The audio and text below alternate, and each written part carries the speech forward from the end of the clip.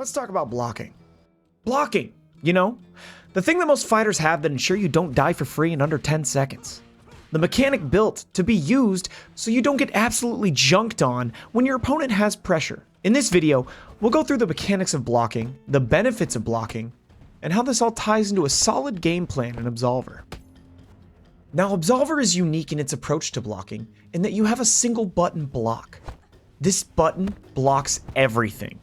You might think this makes defensive game less technical since you don't have to account for high versus low. But that's not true, because Absolver has defensive styles. The block being a universal one-button input allows your fights to be less about someone dropping a block string and more about managing your stamina while gathering information so you can interrupt and launch counter pressure. In Absolver, you don't really know your opponent's moveset when you first fight them. Universal blocking protects you from those initial unknowns, and it's something that new players don't do enough. The block button isn't something to be afraid of. Let's enumerate why. I'll start first with the obvious benefit to blocking: protection. It's a single input that ensures you stop taking damage from your opponent, and instead of your life bar going down, your stamina bar begins depleting.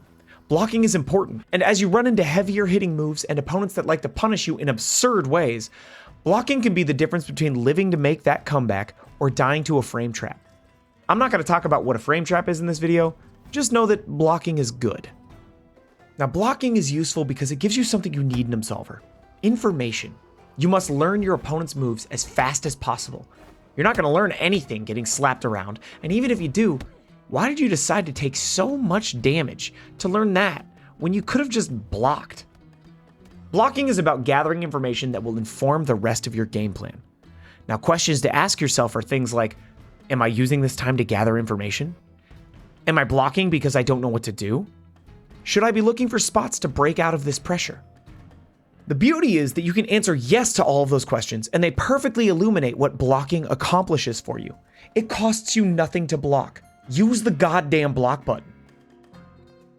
You know those folks that come at you with those spammy decks? And, well, let's not talk about spam, because what Reddit thinks is spam is actually just gold linking. 10-frame jabs like jab punch or blink punch are what we call stamina negative. It means your opponent loses more stamina launching the move than you lose blocking it. Blocking is the way you beat decks that pack a lot of fast moves.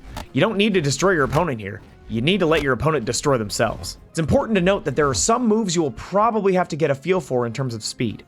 You'll know a 10-frame when you see it.